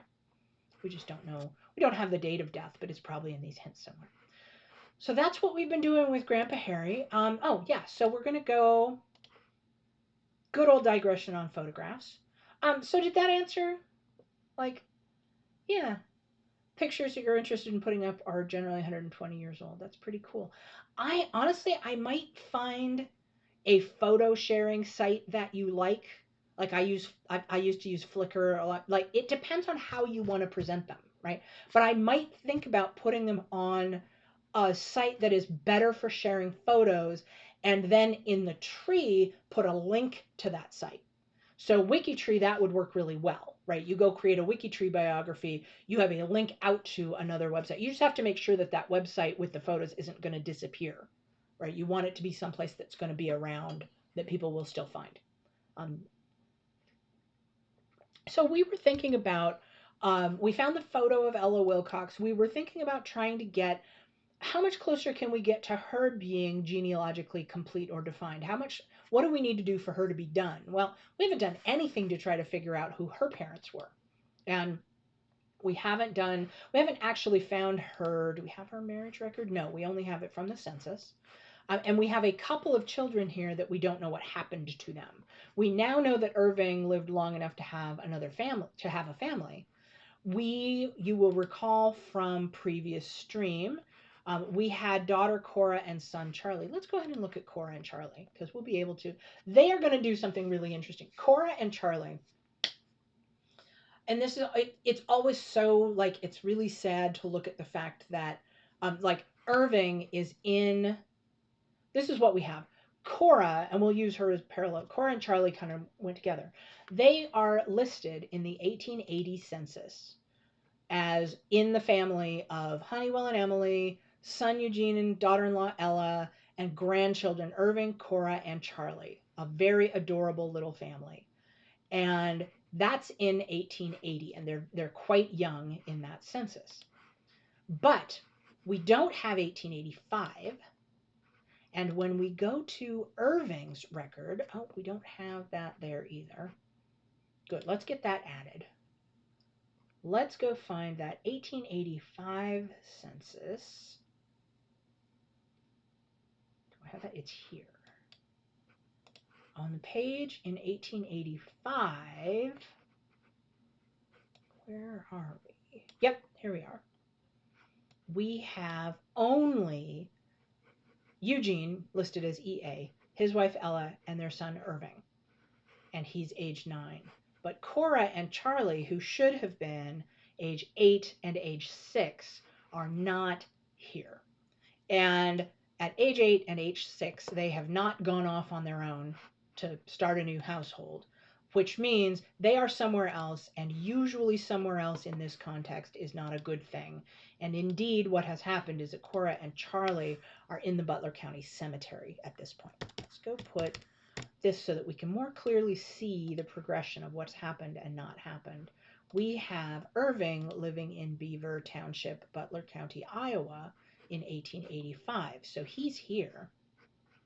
His sister and brother were born. They're living together in 1880. She's born, well, it says January 1885. I wonder if that was January 1886, actually. But I digress. And then Harry's born later. So 1885, Cora and Charlie have passed away, is what has happened. And if we go to Cora and Charlie, I want to talk about a little bit of, again, big breakthrough that can happen outside of ancestry records, because ancestry records originally did not help me understand what happened to Cora and Charlie. However, if we look here, what we found, and this is what we found, this is actually from, we looked at Find a Grave in the first stream, and we talked about a lot of these Find a Grave records. This is another website. Find a Grave is actually a pretty good place to put pictures of people that have a memorial. Like, you go there and you see the whole collection of their photos, and you can go browse through them. And people really do stop by and pay their respect. It's amazing. So that's a possibility, actually, for pictures of people. And you can, if you control the profile, you can change it around and make it, you can change the order that they show up and how they're cropped and all that. So this is a crowdsourced profile, and I'm pretty sure. Oh no, I didn't write that. No, good for me. But I could. So we have here, Cora Hammond is buried in a cemetery in New Hartford, Butler County, Iowa, at age 6, having died in 1883. And her brother Charlie is also here. Is that? They are on, I think, different sides. Yeah, they are on maybe different sides of the same marker. And Charlie died March 26th, 1883, and he was 4.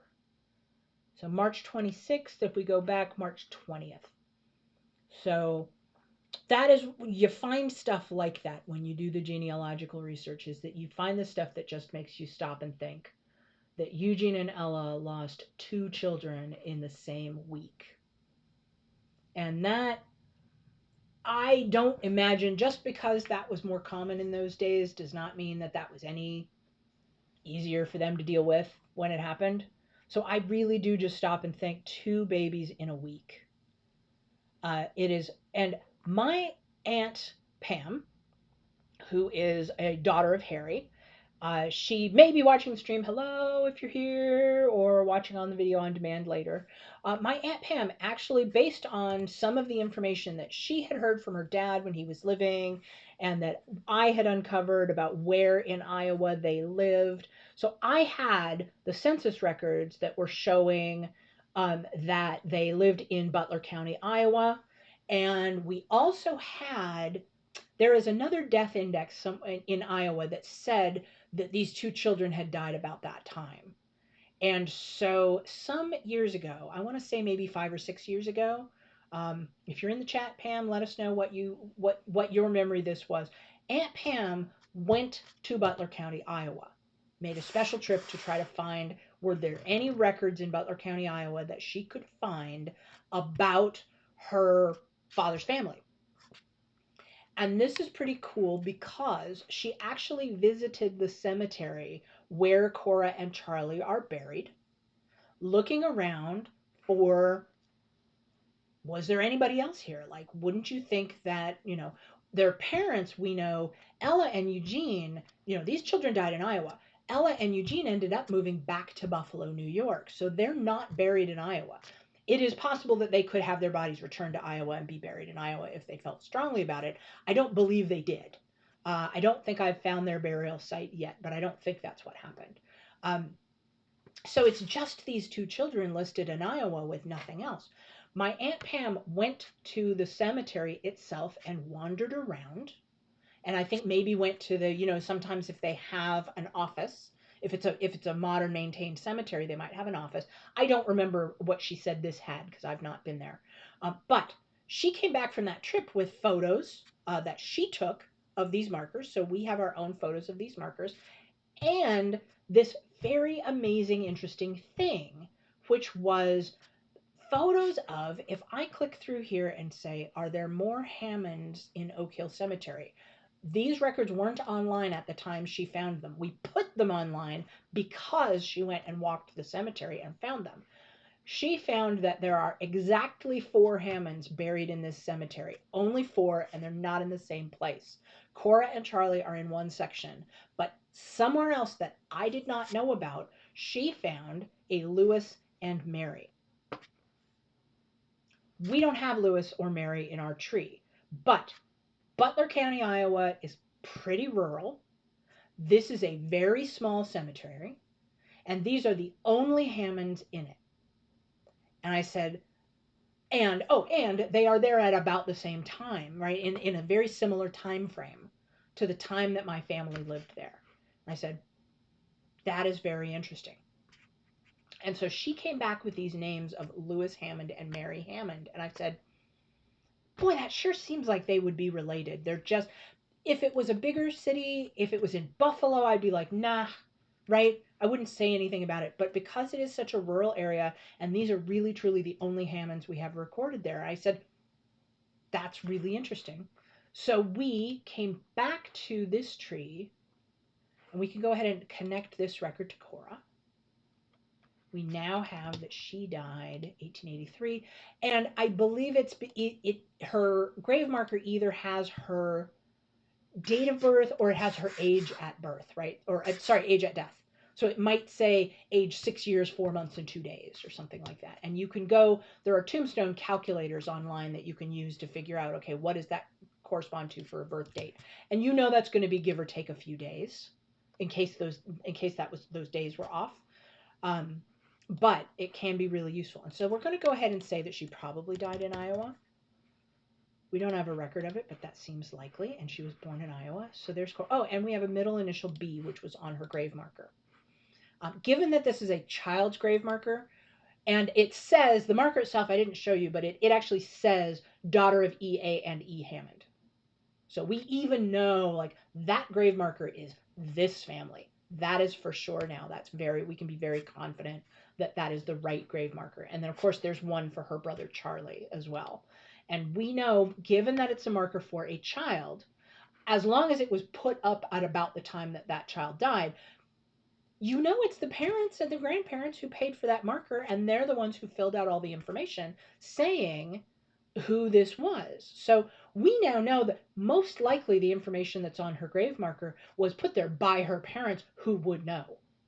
So they're going to know when their child's birthday is. They're going to know when the date that their child died, right? Unless something else happened to them and there was a different informant. But this is likely to be very solid information. And of course, it matches what else we knew about the family, which is that she's in the 1880 census because she's living, and she's gone by 1885. She had died by that time, wasn't in the census with her family. And the same thing happened to her brother. The other thing my Aunt Pam found in doing the research was that there had been a diphtheria epidemic in Iowa. There were waves of diphtheria epidemics that went through the settled parts of the West, and so lots of children died of diphtheria at that time. And so you can imagine infectious disease in the household, and the youngest, the most vulnerable children were the ones that were taken by this disease. Diphtheria, I think, correct me in the chat if I'm wrong, but isn't that also known as whooping cough? Or are they two separate and they're just in the same vaccine? It is also kind of striking to look at things like this where they died of a childhood disease that we can prevent today, right? Yes, some children die of that disease now, but not in the numbers that they did at that time. So you really get the impact of those waves of terrible diseases carrying off children in various points in history. So this becomes this touch point of, I would not have known that there were diphtheria epidemics in Iowa in the 1880s, but there it is. And it touched my family. So Mabel and Harry, the two siblings, the two youngest children who I am now descended from Harry, he lost a brother and sister before he was even born. And you got to wonder what impact that had on his parents, I don't know, right? It was more common then, but that doesn't mean it was any easier to deal with. So So here he is, as you know, he and Mabel are both these children that are born after the loss of their brother and sister. So did Eugene and Ella say, hey, we're going to have 3 children, we feel good, we're done, we've got 2 boys and a girl, we feel great? And then those 2 died and they're like, we've still got time, we could have more? Or were they always planning to have, did they think they were going to have a big family and they ended up with a relatively smaller one, right? We don't know. That's the kind of stuff that I wonder about when I find like what kind of a story has been lost that would have been interesting about them. So I'm going to do a teaser because we're getting close to the end of our stream time for today. I talked a little bit about, and I will repeat this on a future stream when we talk about the magic of discovering Lewis Hammond in Iowa, because Lewis Hammond in Iowa becomes the key to unlocking everything about this awesome dude here. I'm going to go ahead and fill in his name. Oh, the reason we think we know how his name was spelled, because it's butchered in all these other records, is it's spelled out in the Genealogy of the Shumway Family. This is a book that was written about Honeywell's wife's ancestry. And so her record here says that she was married to this guy, Honeywell Hammond. So we're going to go ahead and plug it in with what we think is its proper spelling. And if we look at his hints, we'll see that I would guess that it's not a super common name. And part of the reason I would guess it's not a super common name is because the census takers struggled so hard with it. They spelled it in a bunch of different ways. In the records that we already have, the census takers struggled with it, and then the transcribers, these modern transcribers that are trying to index these records, are looking at this handwriting and going, WTF is this, right?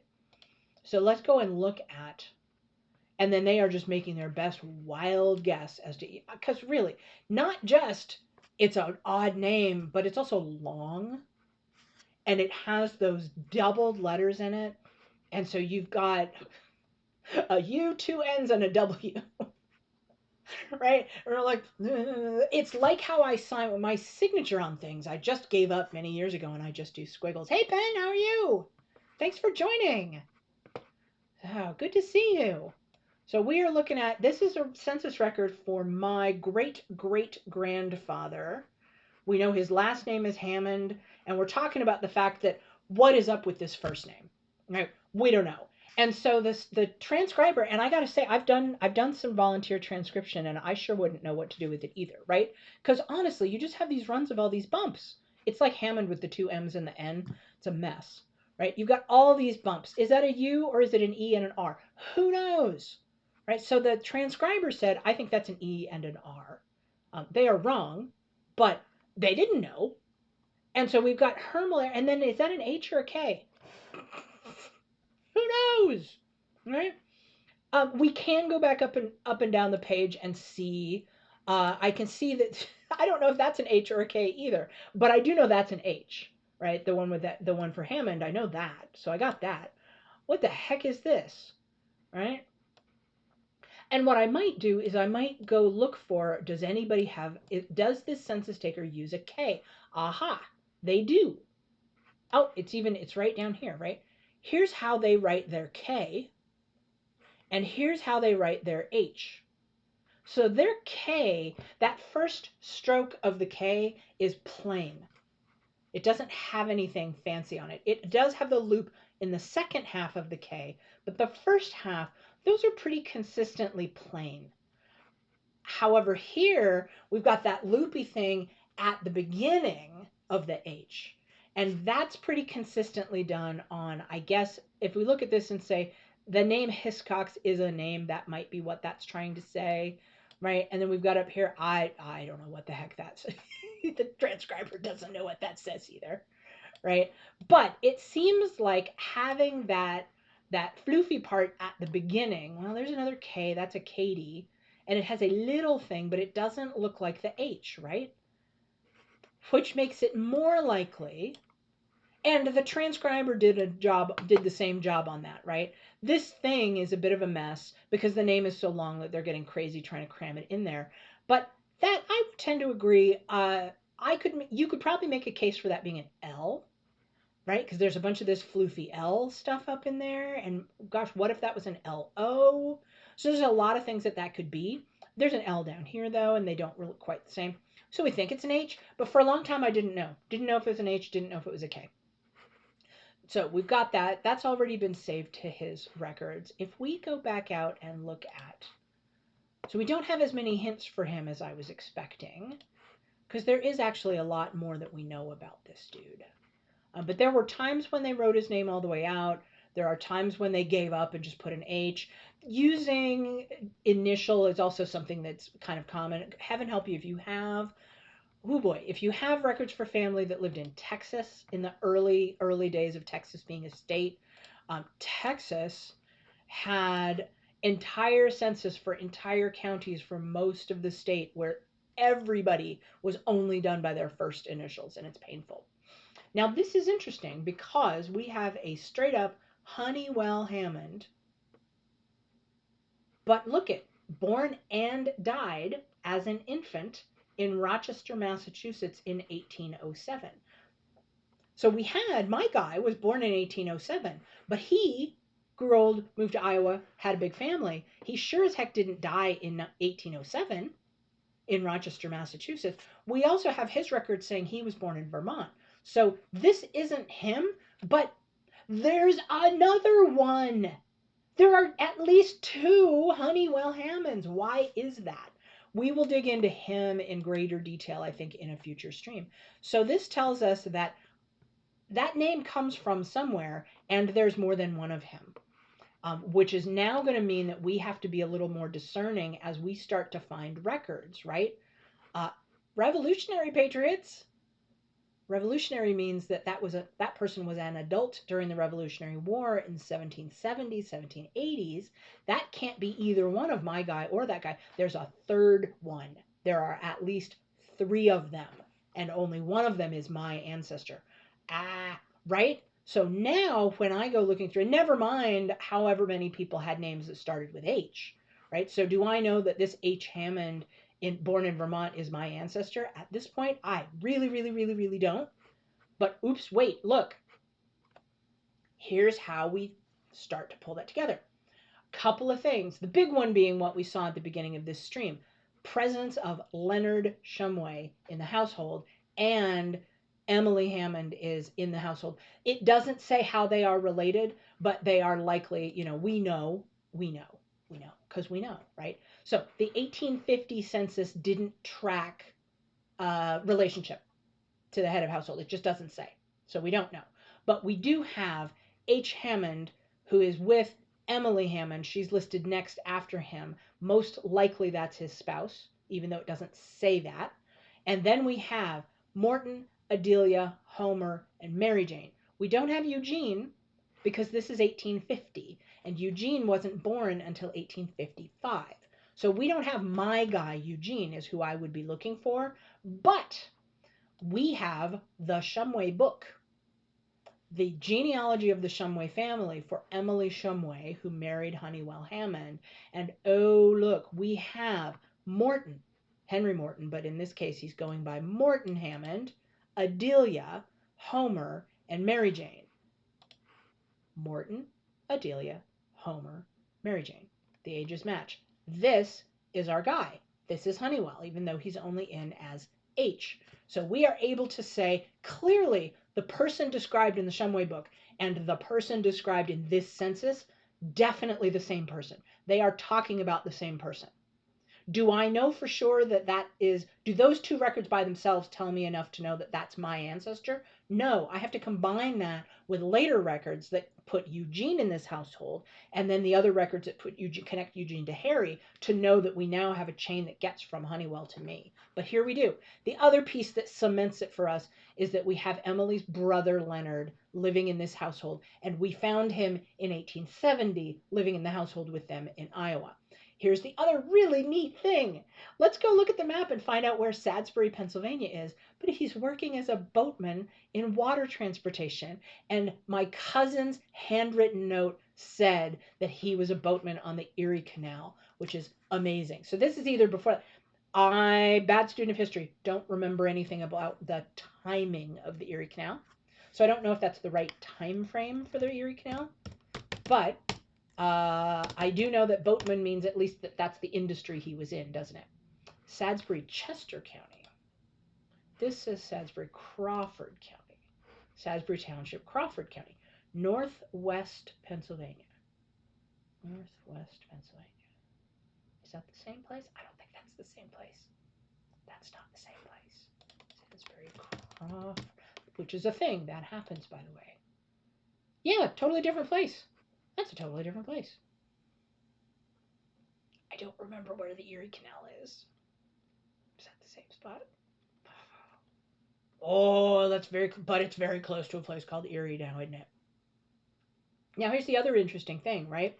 My great-grandfather's record, Eugene, said that he was born in 1855 in Pennsylvania. And we now know that his parents were living in Pennsylvania right here in 1850. So in all likelihood, if he was born in Pennsylvania, we're going to find him somewhere around in here. I don't know whether good records were kept or not. So I don't know if we're going to find a specific birth record for him, but it seems really likely that he was born in this area of Pennsylvania. It's not proof, but it's nice how that stuff lines up. And could this have had something to do with the Erie Canal? If I were a better student of history, I would have a better answer for that. But it looks awful good, right? Because we got New York is right there. Erie, Pennsylvania is right here. That's Ohio over there. This feels like the right location. That's Lake Erie. This all feels really promising. I could go research that more and understand more about the Erie Canal and go see, did Honeywell have some relationship to the Erie Canal? But based on what we know now, we can go ahead and attach Honeywell's record. And are they going to suggest family? No. So they're not going to offer us the whole household for free. If I want the rest of that household, I'm going to have to go back and add them one by one by hand. Likelihood of me doing that between now and the next stream, I'll be honest, low. Not likely that I'm going to go do that. But we have that. So now we have more information about Honeywell and his family that shows that he was born in, oh, did that thing say he was born in Vermont? I think it did. Let's look. That was something I should have looked at. Sure enough, it did. So we now know he's born in Vermont. If we go look at, if we just zoom out on a U.S. map, let's just go look at that journey, right? So we've got, let's move that. Here we have, dude is born in Vermont. He has made his way to this place in Pennsylvania by the time he's in his 40s. And then they make their way further west and they end up, I forget where exactly Butler County is. I think it's around in here. They've made their way to someplace in Iowa. And then, given that they have this connection to not just Pennsylvania, but this area of Pennsylvania, the fact that Eugene later moves back and ends up in Buffalo, I don't know, that's not super close, but it's not crazy far either, is it? So, oh, it also shows how, if he was a boatman in this part of Pennsylvania at this time, maybe he was on the actual Erie Canal. Maybe he was just a boatman in the general area of Lake Erie, and people's memories or communications got muddled and it got interpreted that way, right? But either way, I think we have confirmation that some part of a family story about Honeywell is accurate, and that's pretty neat. You do imagine that perhaps there are seafaring-related archives that you might be able to go dig into and find. There might be occupation records from that time showing, pay stubs or whatever. That's more likely to happen in more modern times. I got in the 1920s, I found records for a great-grandfather on another side of my family that were employment related. And so that stuff, as we get to be more of a keeping records culture, as things got more modern, that information becomes a lot easier for us to find. One does shudder to think what they're going to be able to find about us after we're gone, right? Anyway, so that's kind of where we're at today. We were kind of all over the place. I've got this idea that we're going to make the mascot for this channel is definitely going to be a squirrel, because we are running all around in trees going, wait, what's that? So, that's kind of what we're about. But we bounced around the tree. Let me see if I can recap a little bit of stuff that we did today. We talked about filling in siblings and the use of sibling records. We kind of revisited that genealogy of the Shumway book that we found free online on archive.org. It was written in 1909. It's out of copyright, so we can just go read it. Treasure trove of information about Emily and her family. We didn't go back up the tree and fill in those wives of Peter like I said I was going to do because I got distracted. We talked a little bit about pictures. Anyway, we've been bouncing kind of all around the tree and filling in little bits of details. We showed how that family portrait really is the thing that proves that the Irving Hammond that my cousins descended from is the one who is related to Ella and Eugene and Harry. Like, that's that Irving.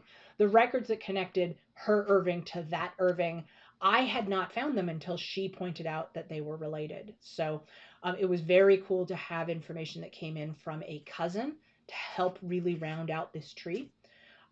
Future installments, I think maybe next stream we'll poke around at the family of Honeywell. I teased a little bit the story of we magically found this dude Lewis. I haven't told you yet how Lewis fits into the story, but he does a magical thing that we'll talk about that was all thanks to Aunt Pam being able to go to Iowa and actually visit the gravesite. Further up the Hammond tree, we'll talk about how I was able to make a trip to Vermont, and it helped me find some records that related to connecting that family back to their origins. We also found the somewhat alarming fact that there are at least 3 people in history named Honeywell Hammond, spelled like that. We don't know why yet.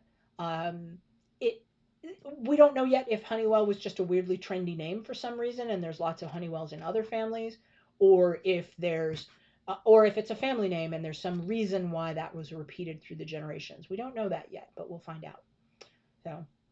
So that's been our jumping around, spent a lot of time in Ancestry Records. Oh yeah, we filled out a lot of stuff about Eugene. That's what we did. We spent a lot of time on Eugene. We did some work to make sure that his death record was in there. I will try to remember to bring the paper death record to wave at you on the screen. We worked a bit about making Eugene genealogically defined so that we had his beginning and end and the details in the middle. We have a little bit more to do on Ella to make that true for her. We're pretty close to having that for Harry. So we're starting to kind of chunk out the work on the individuals on this family tree. So thank you everybody for joining. We stream Sundays and Wednesdays at this point. Sometimes I might jump on and do a surprise stream. Please do follow the channel. You'll be then notified when we go live online, and if it's convenient for you, you can jump on. The videos of these get uploaded automatically, so you can watch them later. They're available up to 2 weeks. That just happens magically. I don't do anything. Twitch just gives us that for free. But if you follow the channel, you'll get notifications when I go live. And I'm hoping to be able to add some more interactivity for all of you. I've appreciated your questions very much, but as you start to think about having your own genealogical challenges or figuring out what you're trying to learn, I'm here because I'm very interested in you posing those specific questions in the chat. And maybe we will come up with a way for me to do lookups or even take on building out a viewer's family tree at some point. We will work on ways to make sure that that's respecting people's privacy and so forth. But that's doing this a little more interactively. So I'm starting with my own family because I know how this is going to go, and I know what stories I can tell you and how to illustrate certain points. But I welcome you all coming in and asking me for the kind of things that you want help with, because if I just wanted to talk to you about my tree, I could do that on YouTube. But I'm here because I want it to be more interactive. So thank you so much for viewing. We had the highest number of viewers we've ever had on this channel. Super exciting. I'm hoping to just kind of steadily grow that as people find out more about us. Tell your friends. If you have folks that are interested in genealogy, send them our way and get them involved in the chat. But for now, thank you so much for joining, and I will see you next time.